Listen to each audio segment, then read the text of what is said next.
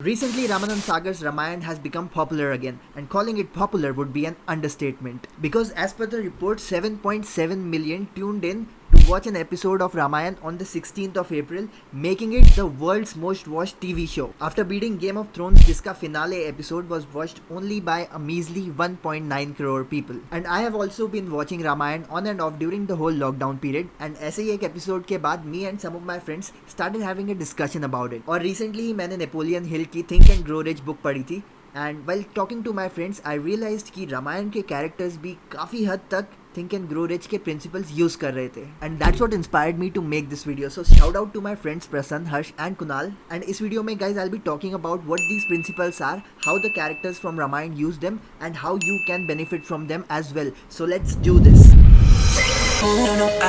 I get up, can't deny it. I get up, I get up. Think and Grow Rich is probably the number one most famous book of all time. Napoleon Hill ने ये book 1937 में लिखी थी, and till date it has sold over 15 million copies. 25 years तक Napoleon Hill ने successful लोगों के habits और उनके माइंडसेट्स को स्टडी किया and came up with 13 principles that he talks about in this book. Hill कहते हैं कि जो भी लोग किसी भी फील्ड में एक्स्ट्रॉर्डनरी सक्सेस हासिल करते हैं वो किसी न किसी तरह ये 13 प्रिंसिपल्स यूज कर रहे होते हैं. So guys let's see how these principles are being used in Ramayan. Number 1, mastermind group. Guys ये बुक के सबसे इंपॉर्टेंट पॉइंट्स में से एक है, जो कि ये है कि लाइफ में तुम्हारा जो भी डिजायर है उसको अचीव करने के लिए you have to align your thoughts with other people who have the same thoughts. मतलब कि तुम्हें अपनी कंपनी वाइजली चूज करनी है. You have to spend time with people who inspire and challenge you. अगर तुम आलसी या कामचोर लोगों से सराउंडेड रहोगे देन विद टाइम तुम्हारा माइंडसेट भी वैसे ही हो जाएगा, and you will lose your desire to become great और to do great things because you will not have the right motivation to do that. और ऐसे ही नेगेटिव मोटिवेशन का एग्जाम्पल रामायण में है मंथरा, जो कि कैकेयी को कन्विंस कर लेती है कि भरत ने महाराजा बनना चाहिए instead of Ram.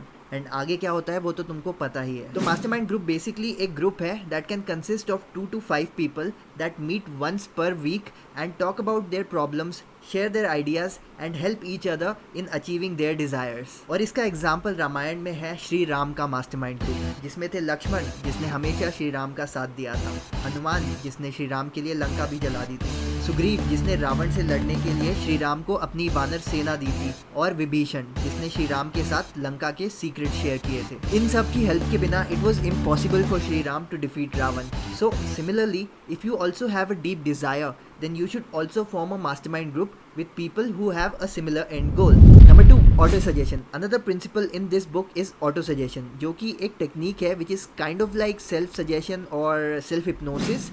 What that really means is कि using this technique you can communicate with your subconscious mind. अभी ना क्या होता है guys कि तुम्हारे साथ भी शायद ऐसा कभी हुआ होगा कि जब भी हम अपने सबसे बड़े ड्रीम के बारे में सोचते हैं थोड़ी देर तो काफ़ी सही लगता है, लेकिन थोड़ी देर बाद we start to doubt ourselves कि क्या हम में ये अचीव करने की एबिलिटी है, क्या हम इतने स्मार्ट है, क्या हम इतने लकी है, वगैरह वगैरह वगैरह. इन थॉट्स के पीछे एक स्ट्रॉन्ग रीज़न है, जो कि ये है कि even though we want something we do not fully believe that we really deserve it.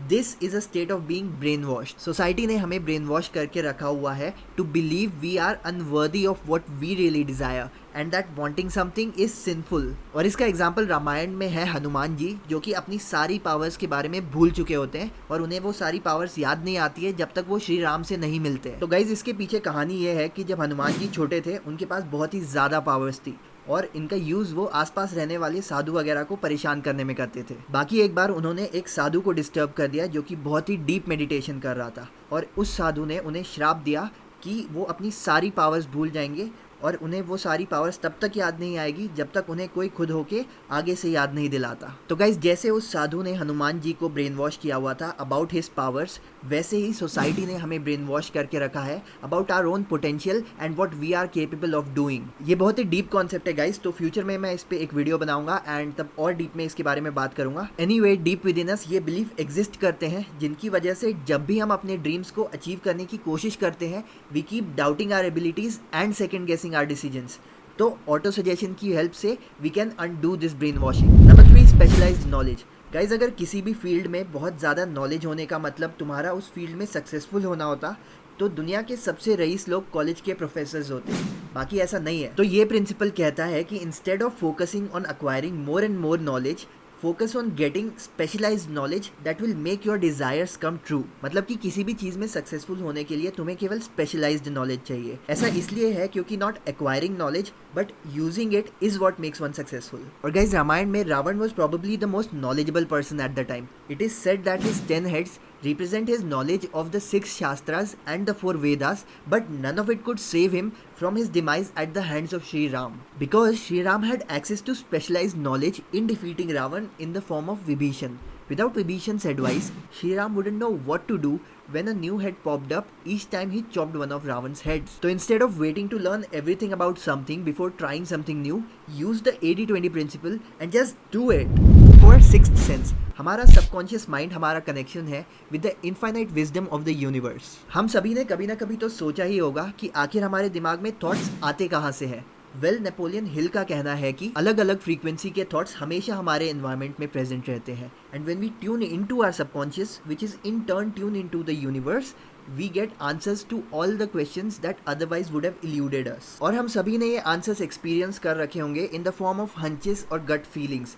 But it is also possible to have these insights more frequently by regularly tuning into our subconscious minds with techniques like yoga and meditation. और इसका example हम रामायण में कई बार देख सकते हैं in the form of people performing pujas or meditating in order to please the gods and gain their blessings. In some versions of Ramayana, it is said that Sri Ram had the idea to build a bridge across the ocean after continuously meditating for 3 days. Number 5, affirmations. जब भी हम affirmations repeat करते हैं along with visualizations and imaginations in the conscious mind, जो भी ये pictures होती है हमारे mind में are perceived as reality by the subconscious mind. There was a study जहाँ पे sprinters की पूरी body पे scientists ने sensors लगा रखे थे and then they were asked to visualize as vividly as they could about running in a race. And what the scientists found was that the sprinter's body was reacting in the same way as if he was actually running in a race. इसका मतलब है जब भी हम कोई चीज़ imagine करते हैं, हमारा सबकॉन्शियस माइंड रियलिटी और इमेजिनेशन में डिफरेंशिएट नहीं कर पाता है। एंड सिमिलरली, जैसे एफर्मेशंस यूज करके we can turn our thoughts into reality,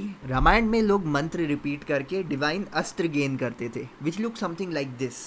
and again, कोई भी ये मंत्र कह के अपने नॉर्मल एरोज को डिवाइन वेपन्स में कन्वर्ट नहीं कर सकता था।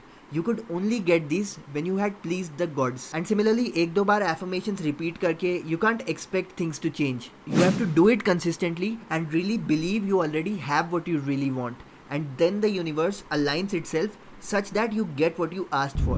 Number 6, decisions. इस बुक में नेपोलियन हिल ने strong and resolute decisions के बारे में बात की है, instead of ऐसे decisions जो हम एक दिन लेते हैं और अगले दिन भूल जाते हैं। जो लोग बार बार अपना decision change करते रहते हैं, वो बहुत ही कम केसेस में अचीव कर पाते हैं वो चीज़ जो उन्हें एक्चुअली में चाहिए रहती है। हमें अपने decisions में strongly believe करना चाहिए to an extent कि एक बार हमने एक decision ले लिया, then अब तो ये करना ही है। Come hell or high water, you have to go through with it. और अगेन, इसका एग्जाम्पल रामायण में है श्री राम, जो कि ये डिसाइड कर लेते हैं कि उन्हें 14 ईयर्स वनवास करना है। बाद में भरत उनसे बहुत रिक्वेस्ट भी करता है to come back to Ayodhya and take back the throne that is rightfully his.